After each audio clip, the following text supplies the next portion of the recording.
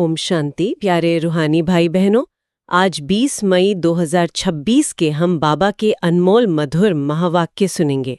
एक पल के लिए जरा कल्पना कीजिए कि आपके मन में ना एक ऐसा स्विच है जिसे दबाते ही सारी चिंताएं, भविष्य का डर और दुनिया की हर हलचल तुरंत एक गहरी जमी हुई शांति में बदल जाए। जी बिल्कुल, एक ऐसा रूहानी स्विच। आज हम उसी स्विच के रहस्य को समझने जा रहे हैं।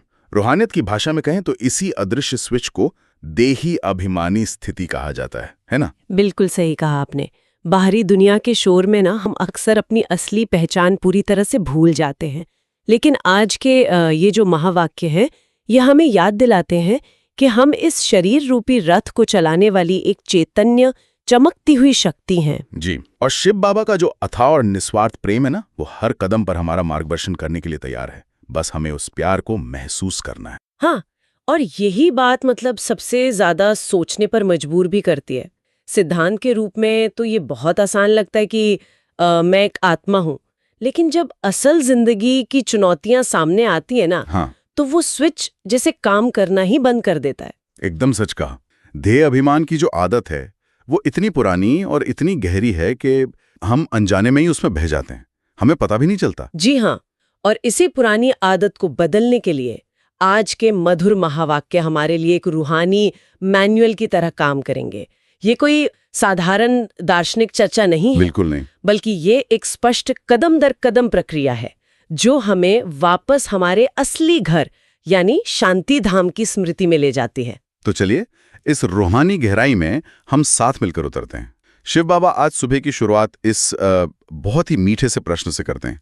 शिव बाबा कहते हैं, मीठे बच्चे, अपने आप से पूछो कि मैं कितना समय बाप की याद में रहता हूँ। देही अभिमानी स्थिति कितना समय रहती है? यहाँ थोड़ा रुककर इस प्रश्न की गहराई को हमें महसूस करना चाहिए।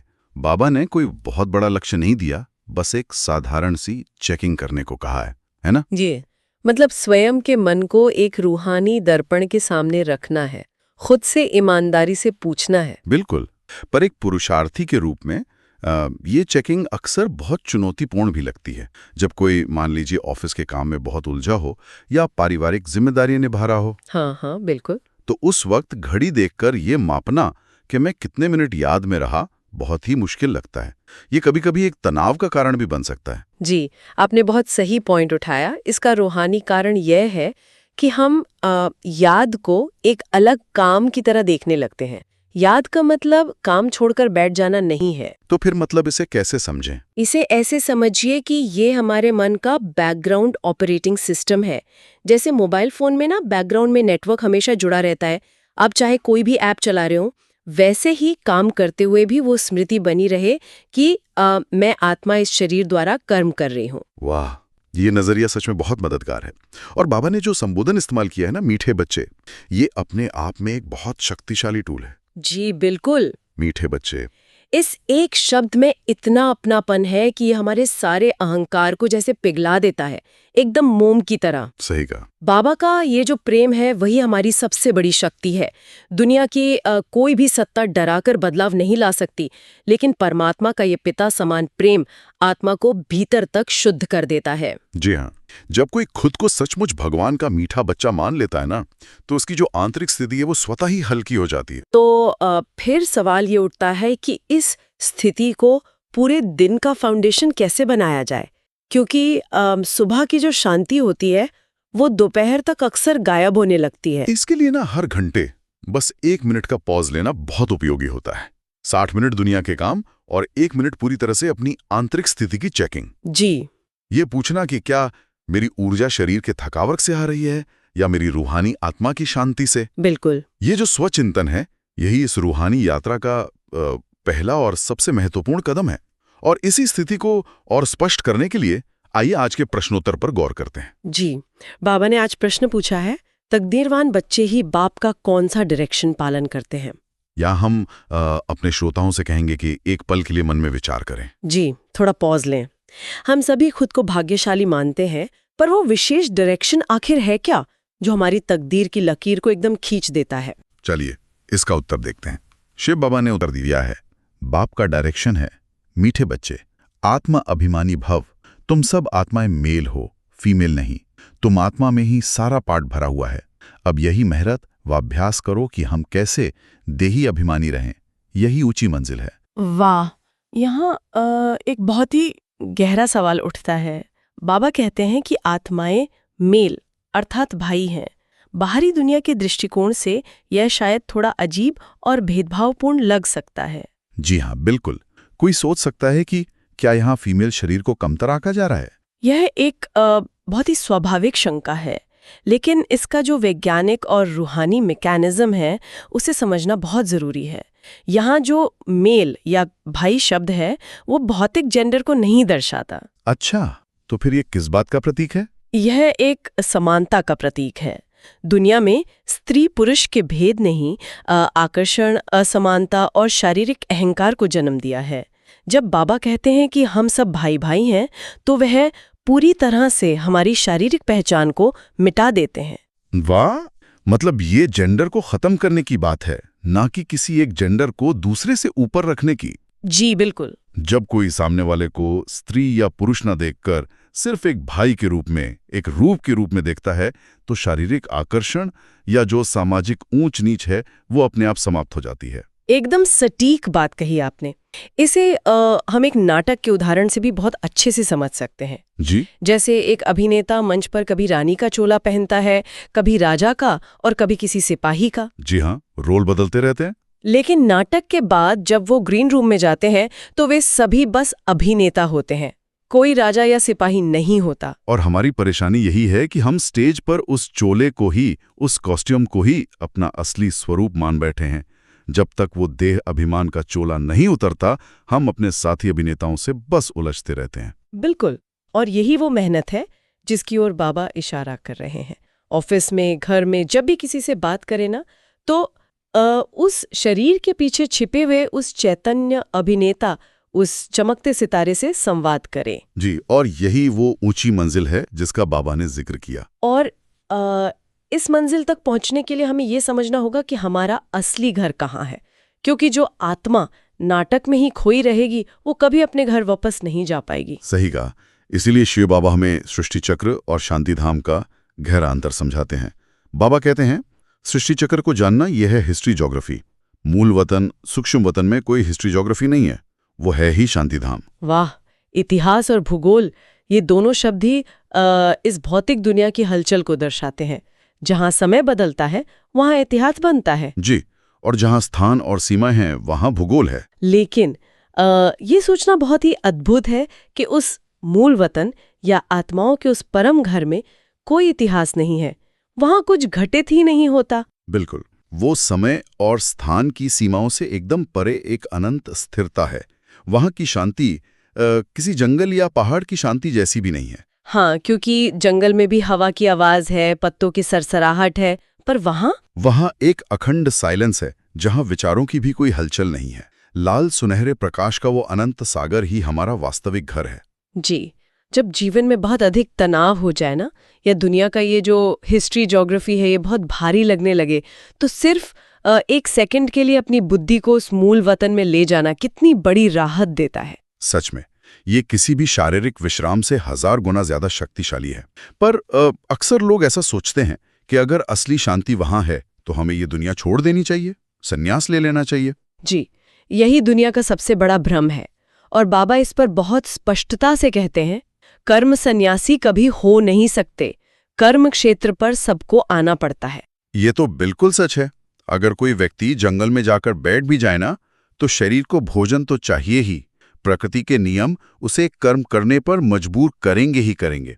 कर्म से भागना कोई समाधान नहीं है। जी, अगर हम ईमानदारी से देखें तो कई बार लगता है कि जिम्मेदारियों से भाग जाना बहुत आसान है।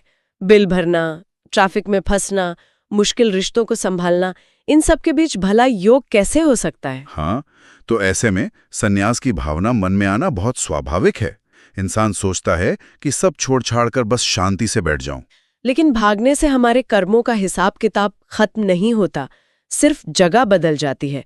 इसीलिए शिव बाबा हमें कर्मयोगी बनने का सिद्धांत सिखाते हैं। जी, और यहाँ कमल के फूल का जो उदाहरण है वो पूरी तरह से लागू होता है। कमल कीचड़ में ही उगता है, लेकिन उसकी पंखुड़ियों पर एक बूंद पानी भी नहीं टिकता। बिल्कुल, यानी हमारी चुनौती बाहरी परिस्थितियों को बदलने की नहीं है, बल्कि अपनी आंतरिक स्थिति को मजबूत करने की है। हमारा मन ही वो असली कर्म क्षेत्र है, जहां हमें युद्ध जीतना है। वाह, जब हाथ काम कर रहे हों लेकिन बुद्धि उस परम पिता की याद में टिकी हो, यही तो सच्चा कर्मयोग है। जी, लेकिन इस याद की यात्रा में ना एक बहुत ही सूक्ष्म और शक्तिशाली रुकावट आती है, जिसे शिव बाबा ने एक बहुत ही रोचक एनालॉजी से समझाया है। शिव बाबा कहते हैं, घड़ी घड़ी अपने को आत्मा समझ बाप को याद करना है। इसमें जिन मुआफिक बनना है। माया है जिन, माया ऐसा नाक से पकड़ेगी जो याद करने नहीं देगी। ये जिन की एनोलॉजी बहुत ही सटीक है। पुरानी कहानियों में ना जिन वो ताकतवर सत्ता होता था जो अगर खाली बैठ जाए तो अपने ही मालिक को खा जाता था। जी हाँ, उसे हमेशा व्यस्त रखना पड़ता था सीढ़ी चढ़ने और उतरने के काम में। बिल्कुल। और आज के इस आधुनिक युग में ये माया रूपी जिन क्या है? ये हमारे मन की वो भटकाव वाली स्थिति है जो पल भर भी खाली नहीं रह सकती। सही कहा। अगर हम इसे बाबा की याद और ज्ञान के मनन चिंतन में व्यस्त नहीं रखेंगे ना, तो ये हमें व्यर्थ संकल्पों में उलझा देगा। इसे ना हम आज के स्मार्टफोन की दुनिया से बहुत आसानी से समझ सकते हैं। फोन में अगर फोकस मोड चालू ना हो तो नोटिफिकेशन का बवंडर हमारी सारी एकाग्रता छीन लेता है। हाँ, और माया भी बिल्कुल उन नोटिफिकेशंस की तरह ही है। जब हम ध्यान में बैठते हैं तो वो नाक से पकड़ती है, यानी अचानक नींद आने लगती है या पुरानी बातें याद आने लगती हैं। जी, यही माया का सीधा वार है। जिनको व्यस्त रखने का रहस्य यही है, निरंतर ईश्वरीय स्मृति। मतलब बुद्धि को शांति धाम और साकार दुनिया के बीच सीढ़ी चढ़ने उतरने के उस रूहानी अभ्यास में हमेशा व्यस्त रखना। बिल्कुल, और इसी गहरे मानसिक अनुशासन को ही भारत का वास्तविक योग कहा गया है। शिव बाबा स्पष्ट करते हैं, नटशेल में तो कहते हैं अपने को आत्मा निश्चय करो और बाप को याद करो। इसको ही भारत का प्राचीन योग कहा जाता है। मनुष्य को राजयोग सिखा नहीं सकते। यहाँ यह समझना बहुत जरूरी है कि योग का असली अर्थ जुड़ना या मिलन है। आज दुनिया ने योग को सिर्फ शारीरिक व्यायाम तक सीमित कर दिया है। जी हाँ, बस आसन और प्राणायाम। लेकिन बाबा जिस प्राचीन राजयोग की बात कर रहे हैं ना, वो शरीर का नहीं बल्कि बुद्धि का व्यायाम है। और सबसे गहरी बात तो यह कि कोई भी देहधारी गुरु या मनुष्य इसे नहीं सिखा सकता। क्यों? क्योंकि एक इंसान जो खुद समय और स्थान के इस चक्र में फंसा हुआ है, वो हमें इससे बाहर कैसे निकाल सकता है? बिल्कुल सही बात। इसका रूहानी मैकेनिज्म ये है कि कनेक्शन केवल उसी से हो सकता है जो इस पूरे नाटक से न्यारा है और पारदर्शी है। स्वयं निराकार परमात्मा ही वो सर्वोच्च स्रोत हैं जिनके पास हमारी आत्मा का मूल ब्लूप्रिंट है। जी, ये एक सीधा मानसिक संपर्क है जिसे दुनिया के किसी भी कोने में बैठकर किसी भी परिस्थिति में स्थापित किया जा सकता है। और जब ये कनेक्शन जुड़ता है ना, तो जो प्राप्ति होती है वो अकल्पनीय है। बाबा कहते हैं, सतयुग त्रेता में कोई गुरु गोसाई होते नहीं, वहां तो सदगति पाई हुई है। सदगति का वर्षा 21 जन्म लिए तुम पा सकते हो। 21 जन्मों का वर्षा। जरा इस पर हम सभी गहराई से विचार करें। इस दुनिया में एक पिता अपने बच्चों को जो संपत्ति देता है, वो एक जन्म भी मुश्किल से चलती है। जी हाँ, कई बार तो बीच में ही खत्म हो जाती है। बिल्कुल। पर यहाँ पारलौकिक पिता हमें पूरे आधे कल्प की सदगति दे रहे हैं। अक्सर लोगों के मन में ये सवाल उठता है कि 21 जन्मों का ये गणित आखिर कैसे काम करता है, इसका कर्म सिद्धांत क्या है? ये ना रूहानी ऊर्जा के कंपाउंड इंटरेस्ट की तरह काम करता है। अभी संगम युग पर हम जो भी पवित्रता का एक बीज बोते हैं, ईश्वरी याद में जो समय बिताते हैं, वो हमारे कर्मों के खाते में जमा होता जाता है। वाह! और इसका फल हमें आने वाले 21 जन्मों तक एक निर्विघ्न और सतो प्रधान जीवन के रूप में मिलता है। जी, और इस विशाल प्राप्ति के लिए जो सबसे जरूरी शर्त है, वो है हमारी संपूर्ण एकाग्रता। बाबा ने इसके लिए एक बहुत ही सुंदर और शक्तिशाली शब्द का प्रयोग किया है। बाबा कहते हैं, तुम हो नन्स, नन बट वन। एक बाप के सिवाय और कोई को याद नहीं करना। उच्च धारणा है समाज में रहते हुए केवल एक ही सत्ता को याद करना। इसे ही रूहानियत में खुदा प्रस्त बनना कहते हैं। पर व्यावहारिक जीवन में इसे लागू करना बहुत कड़ा पुरुषार्थ है। जब हम परिवार के बीच हैं, रिश्तों में हैं, तो सिर्फ एक की याद कैसे संभव है? क्या इसका मतलब सबसे कट जाना है? नहीं, इसका मतलब भौतिक रूप से अलग होना बिल्कुल नहीं है, बल्कि हमारी जो ऊर्जा का बंटवारा हो रहा है ना, उसे रोकना है। अच्छा, ऊर्जा का बंटवारा। जी। जब हम हर इंसान के पीछे बैठे उस एक रचयिता को देखते हैं, तो हमारा प्रेम खंडित नहीं होता। नन बट वन का मतलब है कि हमारी भावनात्मक सुरक्षा, हमारा जो अंतिम आश्रय है, वो केवल परमात्मा है। वाह, ये बहुत गहरी बात है। जी, जब ऐसा होता है ना, तो दुनिया की कोई भी अस्वीकृति या धोखा हमें अंदर से तोड़ नहीं सकता। ये सचमुच मन को भटकने से रोकने का सबसे सुरक्षित तरीका है। तो इन सभी गहरी शिक्षाओं को अपने जीवन में उतारने के लिए आज की धारणा के मुख्य सार क्या है? जी, शिव बाबा कहते हैं, पहली धारणा है, ज्ञान को अच्छी रीति धारण कर देही अभिमानी बनना है। यही मेहनत है, यही ऊंची मंजिल है। इस मेहनत से आत्मा को सतो प्रधान बनाना है। और दूसरी धारणा है, जिन बनकर याद की यात्रा करनी है। माया कितने भी विघ्न डाले, लेकिन मुख में मुलहरा डाल देना है।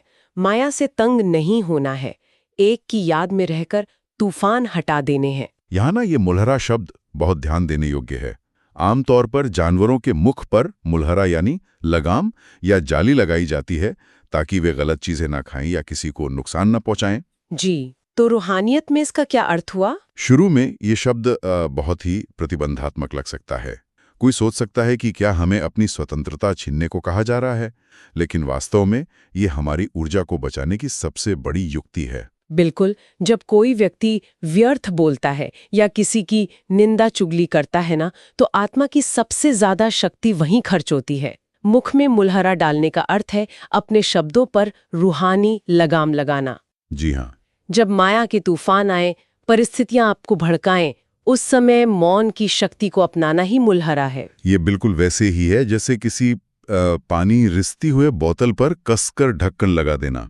वो बचावा साइलेंस का बली हमें माया के तूफानों से लड़ने की शक्ति देगा। एकदम सटीक उदाहरण है ये। तो आज हर पल अपनी चेकिंग करनी है कि कहीं मेरे मुख से कोई व्यर्थ शब्द नहीं निकल रहा। जी, और इस पुरुषार्थ में और अधिक दृढ़ता लाने के लिए बाबा ने आज हमें एक बेहद व्यवहारिक वरदान भी दिया है। शिव बाबा का वरदान है, साधनों को यूज करते हुए साधना को अपना आधार बनाने वाले सिद्धि स्वरूप भव। बाबा वरदान को स्पष्ट करते हुए कहते हैं, कोई भी पुरानी दुनिया के आकर्षण में दृश्य अल्पकाल के सुख के साधन यूज करते हुए देखते हो तो उन साधनों के वशीभूत हो जाते हो। साधनों के आधार पर साधना ऐसे है जैसे रेत के फाउंडेशन पर बिल्डिंग।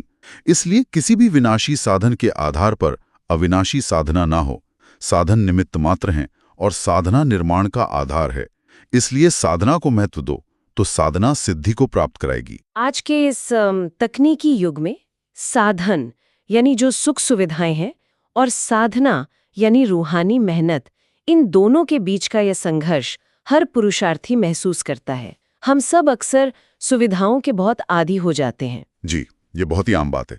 कई बार हम सोचते हैं कि जब इंटरनेट सही चलेगा, जब कमरे में बिल्कुल शांति होगी, जब शरीर पूरी तरह स्वस्थ होगा, तब मैं अच्छा योग करूंगा। हाँ, हम शर्तें लगा देते हैं। बिल्कुल, लेकिन बाबा कहते हैं कि ये तो रेत पर इमारत बनाने जैसा है। क्योंकि साधन तो विनाशी हैं। अगर हमारी आंतरिक शांति एसी के चलने या किसी विशेष स्थान पर निर्भर करती है ना, तो जैसे ही वो साधन हटेगा, हमारी साधना तुरंत गिर जाएगी। जी हाँ, असली सिद्धि तो वो है जहां बाहर शोर हो, परेशानी हो, पर अंदर शांति धाम का गहरा अनुभव हो। ये सच में विचार करने वाली बात है कि क्या हमारे भौतिक सुख वास्तव में हमारी मानसिक मजबूती को कमजोर कर रहे हैं? हमें इन सुख सुविधाओं का मालिक बनना है, उनका गुलाम नहीं। बहुत सुंदर बात कही। और इसी आंतरिक मजबूती को बनाए रखने के लिए बाबा ने आज का स्लोगन दिया है। शिव बाबा कहते हैं, किसी भी कमजोरी का अंश है तो वंश पैदा हो जाएगा और परवश बना देगा। अंश से वंश पैदा होना, यह एक इनर स्विच की तरह काम करता है। कोई भी छोटी सी कमी, जैसे मान लीजिए थोड़ा सा गुस्सा या हल्का सा ईर्ष्या का भाव, अगर उसे उसी वक्त खत्म ना किया जाए ना, तो वो धीरे धीरे बहुत बड़ा रूप ले लेती है। जैसे जंगल में ना एक छोटी सी चिंगारी पूरे जंगल को खाक कर सकती है। उसे शुरू में ही बुझाना होता है। जी, इसलिए जब भी हम ट्रैफिक कंट्रोल के लिए रुके तो बस शांति का अनुभव ना करें, बल्कि गहराई से चेक करें कि कहीं कोई छिपी हुई कमजोरी अपना वंश तो नहीं बढ़ा रही। उसे तुरंत बाबा की याद की अग्नि में भस्म कर देना है। बिल्कुल, और इस रूहानी अग्नि को प्रज्वलित करने के लिए आइए अव्यक्त इशारे की ओर चलते हैं। बाबा कहते हैं, सदा अचल अडोल एकरस स्थिति का अनुभव करो। मन बुद्धि के विमान से सेकंड में आकारी और निराकारी स्थितियों का अनुभव करो। बुद्धि को हिलने ना दो, नहीं तो युद्ध में समय बहुत व्यर्थ जाता है। जैसे तपस्वी सदैव आसन पर बैठते हैं, वैसे अपनी एकरस स्थिति के आसन पर विराजमान रहो, तब भविष्य सिंहासन मिलेगा। मन बुद्धि का विमान, वाह! इस रूहानी उड़ान के लिए किसी भौतिक ईंधन की आवश्यकता नहीं है, सिर्फ हमारे संकल्पों की स्पष्टता चाहिए।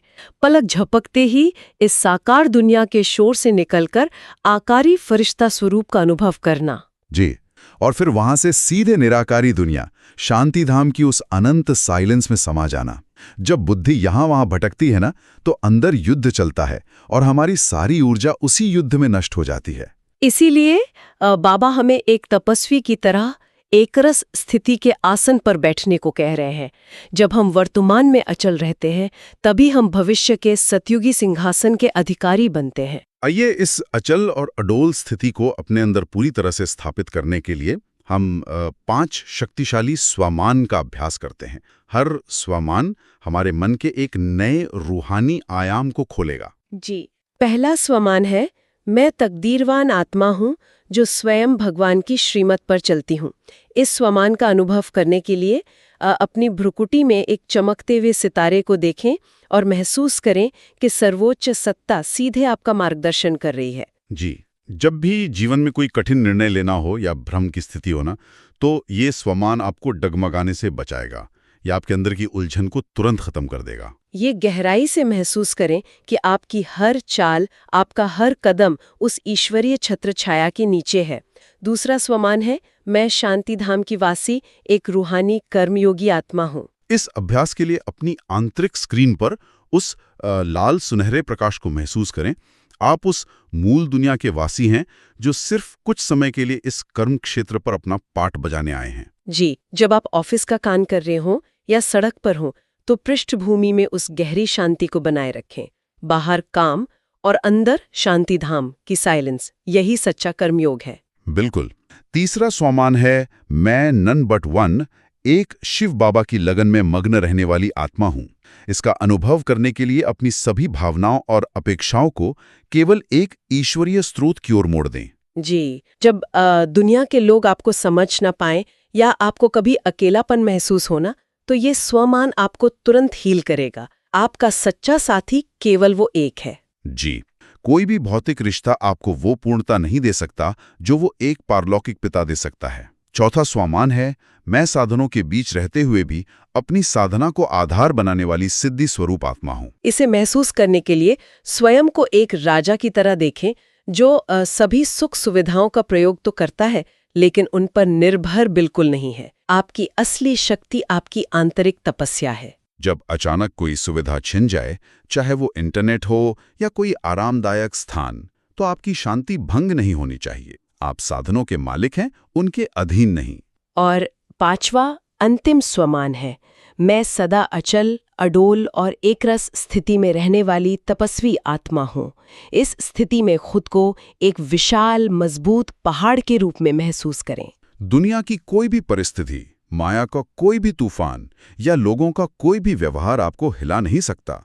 आप अपनी रूहानी गरिमा के आसन पर विराजमान हैं। यही वो स्थिति है जो आपको सतयुग के स्वर्णिम सिंहासन के योग्य बनाती है। इस तपस्वी आसन पर पूरे दिन स्थिर रहने का अभ्यास करें। आज की ये रूहानी यात्रा सचमुच बहुत गहरी और आत्मनिरीक्षण से भरी रही। हमने गहराई से समझा कि कैसे माया रूपी जिन्न हमारी एकाग्रता चुराता है और कैसे मुख में मुलारा डालकर हम अपनी ऊर्जा को बचा सकते हैं।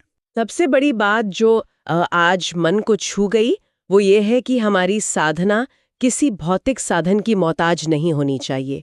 हमें कर्म क्षेत्र पर रहना है, पर कमल के फूल की तरह न्यारा और प्यारा होकर अपनी बुद्धि के विमान को जब चाहें शांति धाम में टिका देना है। बिल्कुल। देह अभिमानी स्थिति का वो स्विच अब हमारे ही हाथ में है। सारा खेल बस इस बात का है कि हम अपनी स्मृति को कहाँ टिकाते हैं। हर घंटे का वो 1 मिनट का ठहराव हमारे पूरे दिन की दिशा बदल सकता है। जी हाँ, अगर ये रूहानी चिंतन आपके दिल को छू रहा है और आप रोज शिव बाबा की इसी श्रीमत और गहराई से जोड़ना चाहते हैं, तो हमारे इस चैनल को जरूर सब्सक्राइब करें। ये सिर्फ एक सब्सक्राइब बटन नहीं है, ये एक निमंत्रण है। हर दिन खुद को उस परम सत्य से जोड़ने का और एक मजबूत ब्राह्मण परिवार के साथ कदम से कदम मिलाकर चलने का। बहुत सुंदर बात कही। कल फिर मिलेंगे बाबा के नए महावाक्यों और नए रूहानी खजानों के साथ। अपनी देही अभिमानी स्थिति का अभ्यास निरंतर जारी रखें। अच्छा, ओम शांति।